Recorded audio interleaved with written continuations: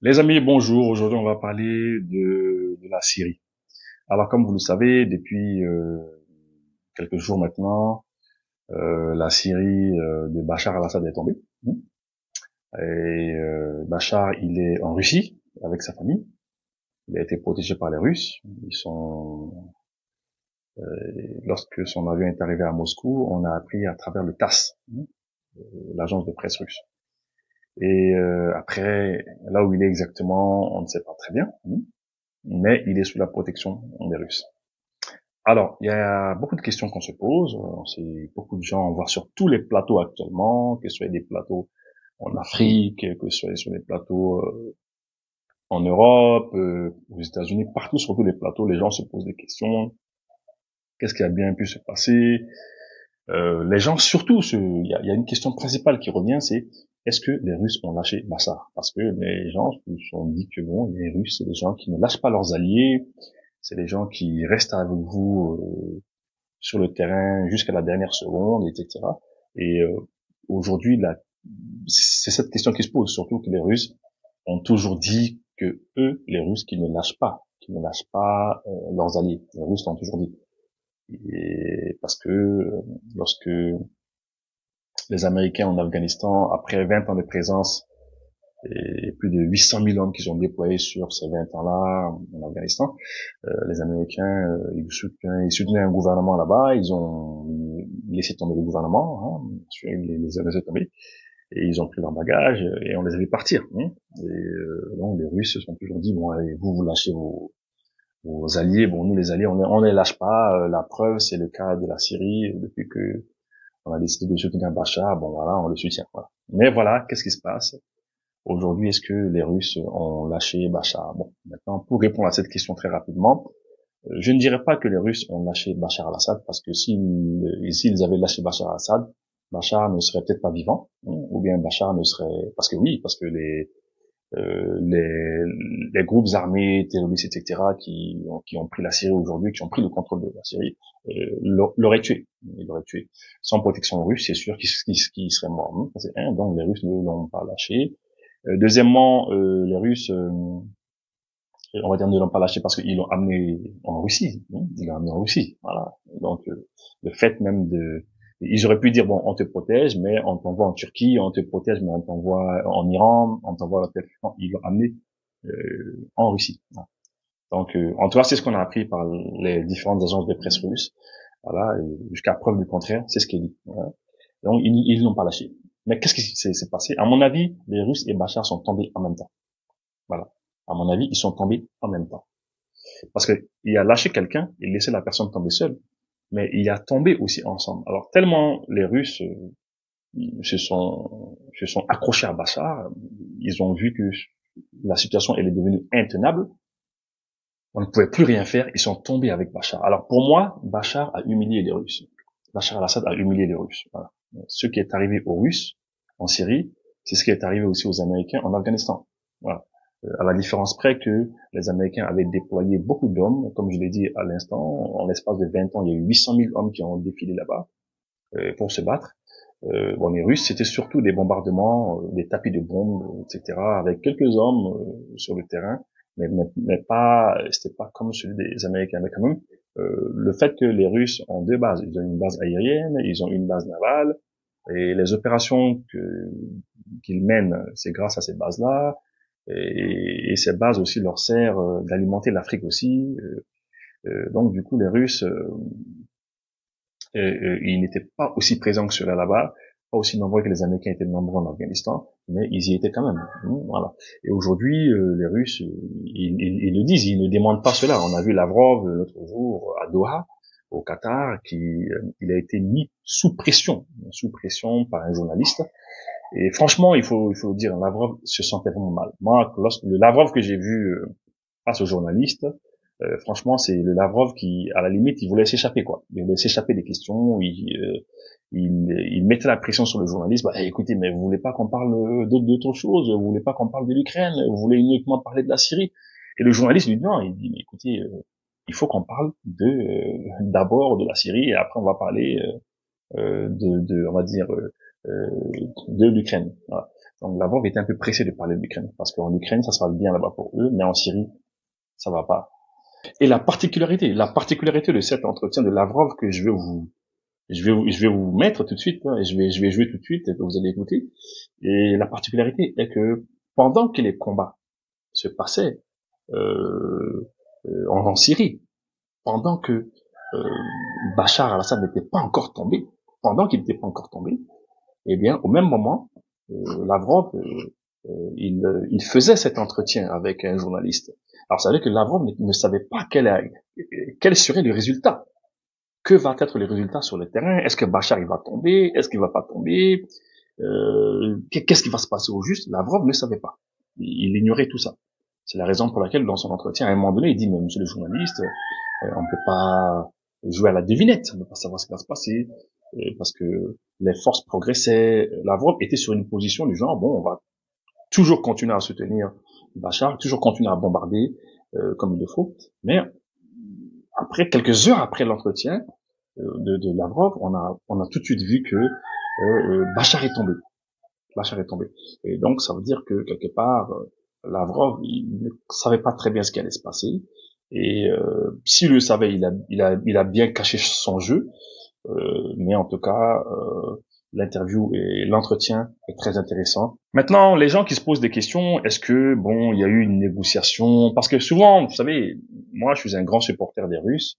Et je veux pas entendre que les Russes ont perdu quelque part. Je veux pas entendre que les Russes ont lâché quelqu'un. Je veux que tout soit fantastique, magnifiquement représenté pour les Russes. Oui, c'est parce que ça fait des années que on fait les louanges des Russes, on dit que les Russes ils sont bien, les Russes ils sont crédibles, les Russes ils ne lâchent pas les alliés, les Russes ils sont comme ça. Donc, du jour au lendemain, voir que des gens que j'ai toujours bien aimés, supportés, tombent comme ça avec Bachar al-Assad en Syrie, ça me fait un choc. Mais il faut dire la vérité. Et là encore, quand je dis dire la vérité, c'est dire la vérité selon moi. Je peux me tromper. Hein. Je fais des analyses, je fais des lectures, j'écoute beaucoup de gens, j'écoute beaucoup d'émissions, et ma conclusion est que, comme tout le monde l'a dit, Bachar n'a pas facilité la situation à la Russie. Il n'a pas facilité les choses. Parce que quand, depuis 2011, il y a la guerre chez toi, en Syrie. En 2015, on veut te faire tomber. L'OTAN, tout le monde veut te faire tomber. Et puis que tu as la possibilité de négocier. Les Russes, ils viennent en 2015. Ils t'aident beaucoup. Il y a les Iraniens aussi qui t'aident, parce que les Iraniens, c'est des alliés aussi des Russes. Ils t'aident. Il y a le Hezbollah qui t'aide aussi. Tout le monde t'aide. À un moment donné, on te dit, bon, écoute, monsieur Bachar al-Assad, essayez de discuter avec les gens, mais si vous n'arrivez pas à discuter avec les gens, vous voulez pas négocier avec certaines parties, vous voulez pas, notamment discuter avec Erdogan. Il fallait discuter avec Erdogan aussi, parler, voir ce qui était possible, parce que la Syrie et la Turquie font frontière, il fallait parler. C'était compliqué, ils ne voulaient pas. Les Russes étaient là, la situation s'enlisait, c'était compliqué. Quand ceux qui viennent te soutenir te disent il faut discuter avec un tel et tel, si tu veux pas, tu compliques la tâche. La tâche, elle s'est compliquée. Et finalement, il fallait se rendre à l'évidence. Bachar al-Assad, il est tombé. Il est tombé de manière fulgurante. Voilà.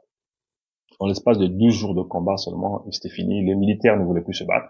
Voilà. Donc les Russes ne peuvent pas faire quelque chose. Lorsque dans un pays, tes militaires ne veulent pas se battre, qu'est-ce que les Russes ils vont faire? C'est pas évident. Lorsque dans ton pays, la population, il y a plus de 6 millions de Syriens qui sont éparpillés un peu partout dans le monde, ils sont en Jordanie, il y en a qui sont en Irak, il y en a qui sont un peu partout, il y en a qui sont en Europe, partout, et il y en a qui sont en Iran, ils sont éparpillés partout dans le monde. La population elle est fatiguée, des sanctions occidentales. À un moment donné, la population te lâche. Et quand la population te lâche, un président, quand même, pour pouvoir tenir, il faut avoir la population avec soi, il faut avoir l'armée avec soi. Parce que ces deux éléments, tu les as pas, même les Russes ne peuvent rien faire. Alors, sur ce côté-là, je comprends que les Russes n'aient rien pu faire. Mais les Russes sont tombés avec Bachar. Les Russes, pour ceux qui pensent que les Russes, c'est une stratégie, etc., ils auraient pu, à mon avis, c'est pas une stratégie avec l'Iran, non, c'est pas du tout cela. Parce que si c'était le cas, c'est simple, hein, ils auraient pu faire sortir Bachar tranquillement et mettre quelqu'un à sa place. Ils auraient pu organiser cela sans un coup de feu, sans qu'il n'y ait un coup de feu. Non. Les Russes aujourd'hui ils sont en difficulté. On va écouter Lavrov. Hein. J'ai eu pour vous l'intervention de Lavrov lorsque Lavrov il a été vraiment mis en difficulté hein, face à un journaliste. Et c'est là que j'ai compris que franchement la situation elle n'est pas trop facile pour la Russie là-bas. On va décrypter au fur et à mesure que Lavrov il va s'exprimer. Alors, on y va. Nous sommes tout à fait désolés pour les Syriens qui sont devenus le jouet d'une expérience géopolitique et nous sommes absolument convaincus du caractère inadmissible d'utiliser qu'il y a utilisé les terroristes pour des vues géopolitiques. Voilà, donc là c'est Lavrov qui le dit, hein. C'est Lavrov qui le dit. Il dit qu'ils sont désolés pour la Syrie. Donc, vous voyez, Lavrov qui dit qu'ils sont désolés quand même. Vous voyez, lorsque on est en position de force, on ne parle pas comme ça. On ne dit pas qu'on est désolé.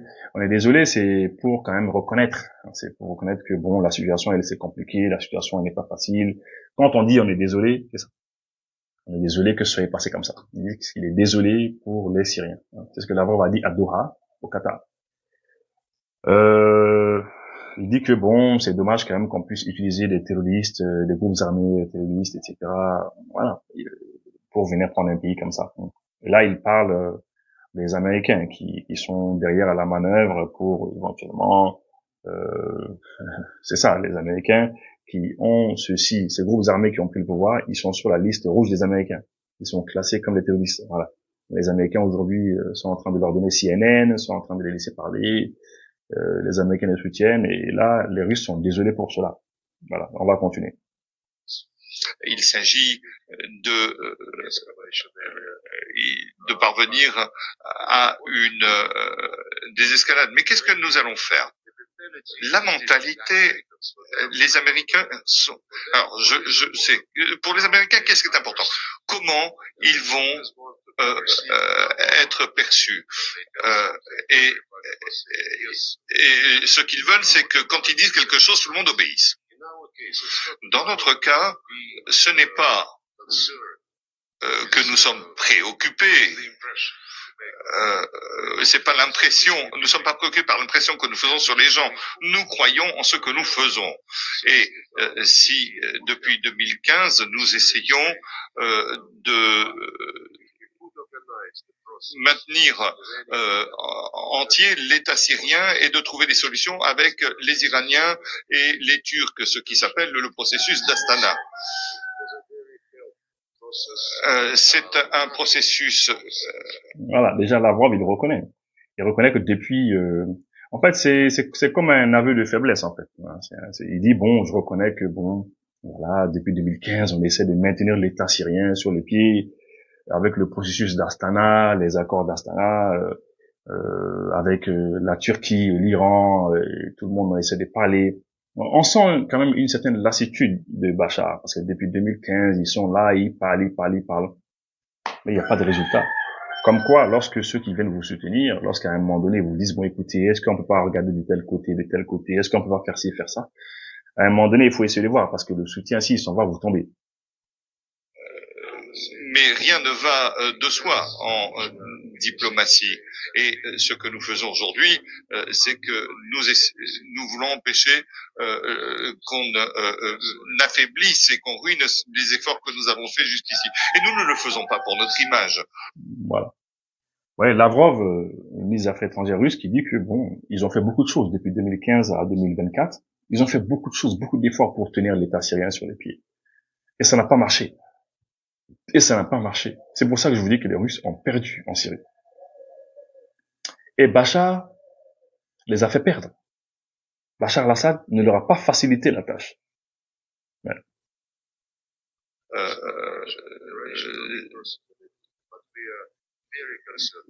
Nous sommes très préoccupés par le sort des Syriens et nous ne voulons pas qu'ils subissent le sort des Libyens ou des Irakiens ou d'autres nations qui sont troublées par les guerres.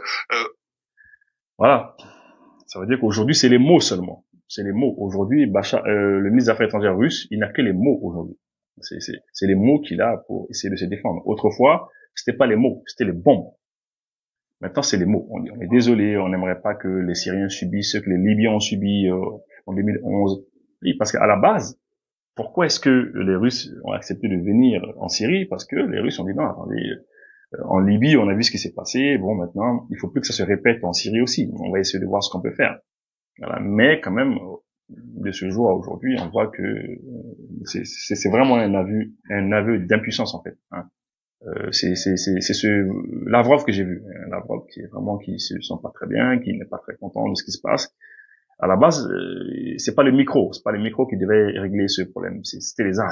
Et Bachar ne va pas faciliter la tâche. Comme quoi, lorsqu'on est un dirigeant et qu'on a comme soutien la Russie ou les États-Unis, il faut aussi se débrouiller soi-même. Il faut se battre soi-même. Et c'est très important. Hein. Et ça, c'est important parce que en Afghanistan, les Afghans, le pouvoir afghan que les Américains soutenaient, ça ne l'est pas, ils se battaient pas. Hein. Ils se battaient pas, les Américains les ont formés pendant 20 ans, ils les ont armés pendant 20 ans, ils ont tout fait. Mais les Américains ont vu que ça ne va pas. On s'enlise. Lorsque les Américains sont partis, tout s'est écoulé comme un château de cartes. Et c'est la même chose en Syrie aussi.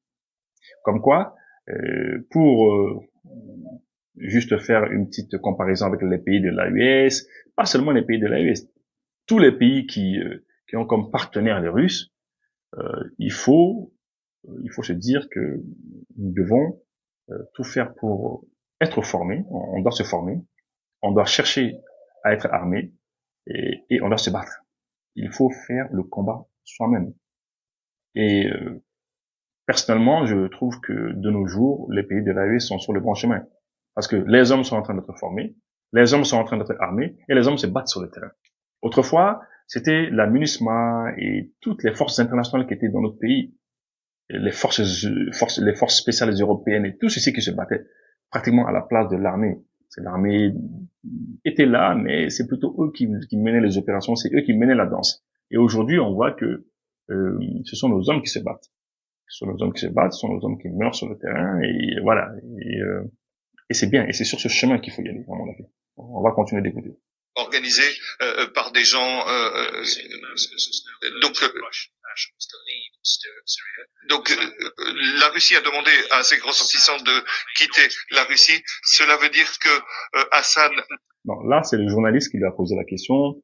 Il dit que la Russie a demandé à ses ressortissants de quitter la Russie. En fait, c'est la traduction, il y a des problèmes. Il voulait dire la Russie a demandé à ses ressortissants de quitter la Syrie. C'est ce qu'il voulait dire en fait. Voilà, c'est le journaliste qui parle maintenant. Ne pourra pas se maintenir au pouvoir, et si tel est le cas, est-ce que vous allez essayer de le sauver cette fois encore? Écoutez, les ambassades occidentales de Kiev ont demandé à leurs ressortissants de quitter le pays.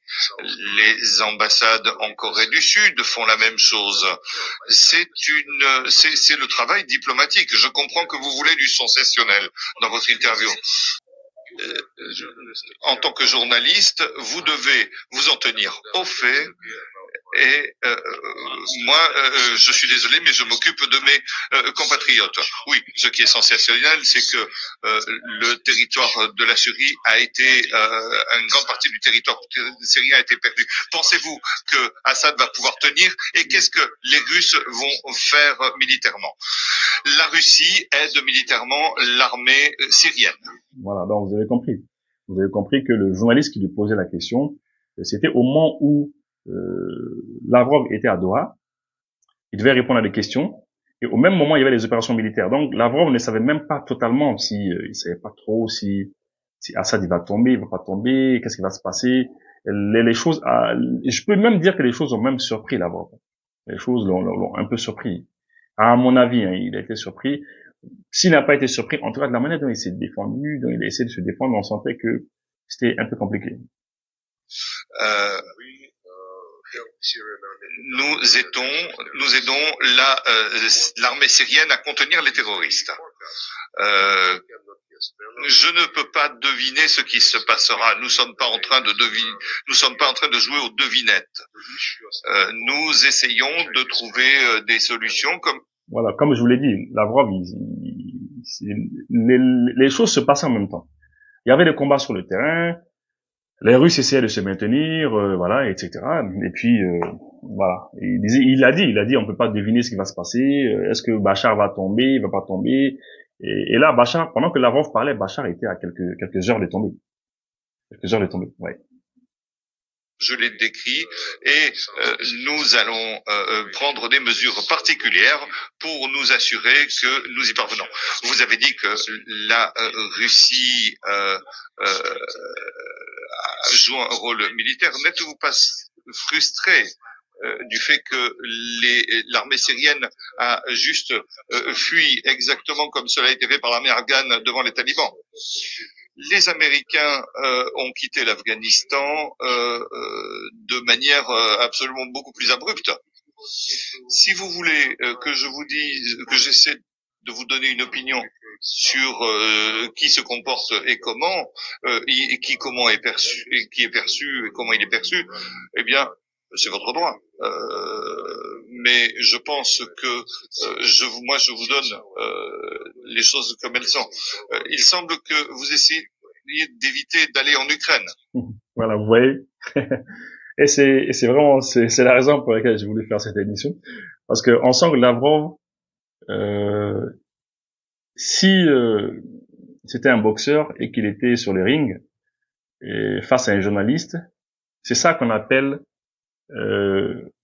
c'est-à-dire amener son adversaire dans l'angle, dans les cordes là, juste dans l'angle, et puis le bloquer là-bas et le maintenir là-bas. Donc Lavrov là, il est coincé. Il est coincé parce que il peut pas prévoir ce qui va se passer à cet instant de l'entretien. Il peut pas savoir ce qui allait se passer. Bachar va tomber, va pas-t-il tomber? On le soutient, on combat les terroristes, on combat les groupes armés terroristes, on veut pas qu'ils prennent tout le pays, etc. Mais est-ce qu'on va pas parler de l'Ukraine? Parce que Lavrov, là, il fuit le débat un peu. Il veut qu'on parle de l'Ukraine, il veut pas qu'on parle de la Syrie. Voilà, je sais pas, j'ai l'impression que, comme je l'ai dit dans mon introduction, Lavrov, ça n'a pas été facile pour lui cette fois-ci. Oui, je vais aller en Ukraine, mais je veux parler des questions du Moyen-Orient d'abord. Voilà, ça c'est le journaliste qui lui dit oui, mais on va parler de l'Ukraine, monsieur Lavrov, mais je veux d'abord parler du Moyen-Orient, de la Syrie. Je voulais revenir à Eret Rosham, donc qui reste sur la liste noire de l'ONU. Mais son dirigeant parle sur un autre ton. Il envoie un message en disant que tout le monde est bienvenu. Est-ce que vous pensez que quelqu'un va pouvoir parler avec lui? Tout d'abord, il projette ses positions il diffuse ses positions sur CNN. Apparemment, il est toujours sur la liste des États-Unis. On lui a demandé, il a dit que oui. Et sur la liste du Conseil de sécurité. Donc lui donner une audience sur CNN, c'est déjà quelque chose. Voilà. Là, Lavrov, lorsque le journaliste lui pose la question, il dit mais écoutez, mais on comprend pas. Le HTC, hein, le HTC, c'est le groupe, hein, c'est le groupe armé, hein, qui est visiblement le plus puissant parmi tous les groupes armés. C'est eux qui ont pris le pouvoir. Et ils sont sur la liste rouge des États-Unis et des Nations Unies. Voilà. Et puis le journaliste lui pose la question, il dit mais écoutez, ils sont sur la liste rouge, mais qu'est-ce qui ne va pas? Pourquoi est-ce que voilà, aujourd'hui il est en train de changer de langage parce que on l'appelait terroriste, etc. Mais maintenant on l'appelle comment on va l'appeler? On l'appelle le rebelle, etc. Donc on essaie de comme le laver, etc. Et là, Lavrov dit bah oui, c'est ça, on l'appelle plus comme on l'appelait, et maintenant on lui donne même CNN. On laisse parler sur CNN. C'est pour lui donner une grande audience. C'est un peu comme si les Américains voulaient le blanchir, c'est ça. Pour ce qui est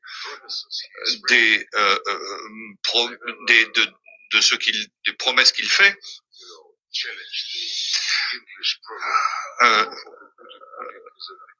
je dirais que, comme disent les Anglais, que la preuve du pudding est dans la bouche. Alors, vous avez parlé de la liste noire. Ça, c'est le journaliste qui parle maintenant. il y avait Al-Qaïda, et maintenant en Afghanistan, la Russie traite avec les talibans. Les choses évoluent. Nous n'avons jamais retiré notre ambassade de Kaboul. Voilà, donc Lavrov, il maintient, il dit, on n'a pas retiré notre ambassade de la Syrie, ni de Kaboul, en Afghanistan. On est toujours resté là-bas. Mais que c'est normal quand même de retirer la population, parce que lorsque les Russes ont demandé à la population de quitter, certains ont vu cela comme un moyen pour la Russie de dire que bon, voilà, Bachar va tomber. C'est ce que les gens pensent. L'ambassade est toujours restée, y compris durant l'occupation par la coalition américaine, et y compris après leur départ honteux. Nous sommes jamais retirés. Et à propos, les talibans ne sont pas sur la liste des terroristes de l'ONU. Certains talibans y sont, mais les talibans en général n'y sont pas. Et je voudrais dire que la vie est plus intéressante et plus compliquée que les résolutions et les déclarations et les promesses. Nous allons voir comment ça marche. Si l'opposition les positions qui ont été mentionnées, si l'opposition qui est mentionnée dans la résolution 2254, peut permettre d'empêcher l'opération de continuer, nous le verrons. Il participe aux hostilités également. Aujourd'hui, on appelle l'Iran, la Turquie, la Russie qui, à l'aide de tous ceux qui sont sur le terrain. Mais sur le terrain, en Syrie, si Holmes est... Là, c'est le journaliste qui va poser la question. Parce que comme je vous le dis, pendant l'interview, au fur et à mesure, les groupes armés prenaient le terrain et ils progressaient vers la capitale. Voilà. Et là, le journaliste va poser la question. Prise le contrôle, le territoire contrôlé par Assad sera divisé par 2. Et la base navale qui est sous contrôle russe depuis 49 risque de se retrouver en danger. Nous avons des images satellites où on voit des navires russes qui quittent le port. Donc il y a des manœuvres navales en Méditerranée et c'est ce que montrent les images satellites. Une fois encore, si vous voulez dire que oui, nous avons perdu en Syrie, nous sommes désespérés à un tel point, c'est ce dont vous avez besoin, c'est ce que vous voulez entendre. Mais moi, je ne suis pas dans le jeu des devinettes. Ça, c'est Lavrov qui parle comme ça. C'est le journaliste qui lui pose la question. Il dit, mais attendez, mais les grosses armées sont en train d'avancer, ils vont vers Damas, si on prend Homs, etc., il va arriver un moment où le pays sera divisé en 2, quasiment, et la partie contrôlée par Bachar al-Assad elle va se rétrécir. Et vous avez des bateaux, vous les Russes, vous avez une base navale là-bas depuis quelle année encore, 1949, un truc comme ça. Et puis on a vu que vos bateaux sont en train de faire des mouvements, etc. C'est comme si vous voulez partir, un truc comme ça. Est-ce que ça c'est bon pour vous? Et là, Lavrov il répond, il dit bon, écoutez, vous voulez dire, si vous voulez dire qu'on a perdu, et puis maintenant vous voulez vous voulez spéculer sur ça. Moi, je suis pas dans les devinettes. Ouais, on sent que là, Lavrov, il était extrêmement en difficulté, parce que le journaliste savait en temps réel que les navires, la base navale russe, ce n'était pas sûr que ils s'entendent avec ces gens qui sont en train de venir. Parce que ces gens-là, c'est les Russes qui les bombardaient. Vous imaginez des gens que vous bombardez et quelques jours plus tard, ils ont le dessus sur votre soutien, votre allié Bachar. Est-ce que ces groupes vont accepter que les Russes restent là-bas avec leur base navale, avec leur aviation, etc. C'est pas sûr. Et là, Lavrov, il pouvait pas deviner ce qui allait se passer. Il était mal à l'aise, il se sent pas très bien là, et il dit bon, écoutez, il a répondu, mais sa réponse, à la limite, il dit aux journalistes bon, je suis pas là pour deviner les choses, etc.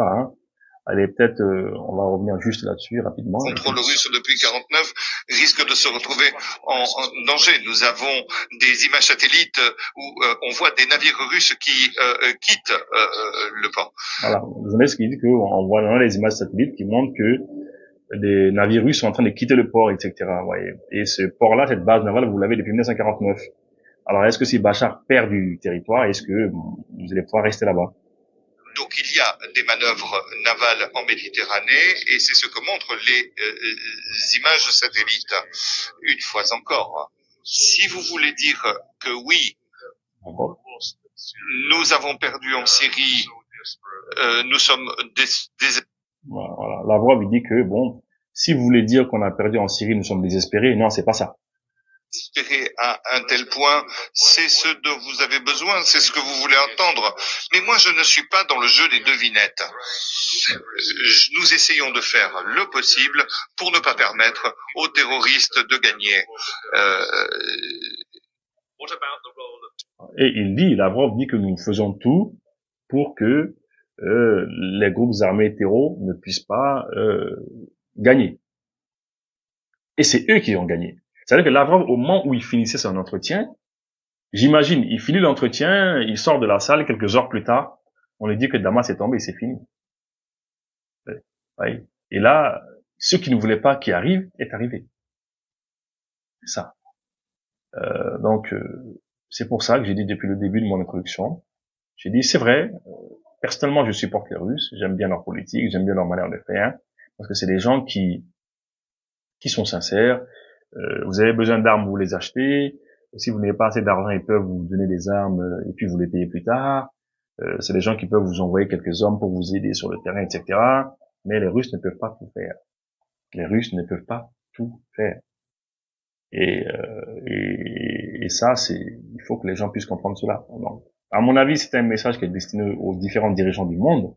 Tous les dirigeants du monde qui sont soutenus d'une manière ou d'une autre par la Russie doivent comprendre que avant que la Russie ne vous aide, il faut que vous puissiez vous aider vous-même. Il faut que vous puissiez avoir éventuellement votre population avec vous. Il faut que vous puissiez avoir votre armée avec vous. Il faut que vous vous battiez. Parce que les Russes ne vont pas vouloir venir mourir pour quelqu'un pour rien. C'est ça. Au moment où les militaires syriens ne veulent pas mourir pour Bachar al-Assad, les Russes, pourquoi ils vont mourir pour Bachar al-Assad?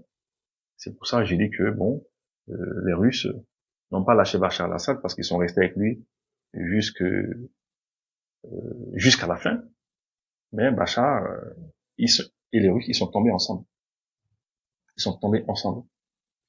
Certains diront que c'est bien de rester avec son allié jusqu'à la fin et on tombe ensemble. Oui, certains ont dit ça aussi. Je respecte leur point de vue. C'est vrai, les Russes ils auraient pu, en voyant la situation se dégrader, ils auraient pu se retirer. Et puis dire, bon, c'est bon, Bachar, on s'en va. Bon, ils auraient pu le faire, mais ils sont restés ensemble. C'est pour ça que j'ai dit tout à l'heure que les Russes, en fait, Bachar a humilié les Russes. Voilà. Maintenant, après ça, le rôle de la Turquie. Vous savez, on va y aller très rapidement, ça fait plus de 30 minutes maintenant qu'on parle. La Turquie a beaucoup aidé pour cette déstabilisation on va dire de Bachar al-Assad. La Turquie a beaucoup fait. Ils ont contribué à faire tomber Bachar. Mais l'erreur de la Turquie, c'est quoi? Parce que la Turquie, parce que les gens se posent la question, pourquoi est-ce que les Turcs, à un moment donné, ont lâché Bachar, et puis ils ont même laissé leur territoire traversé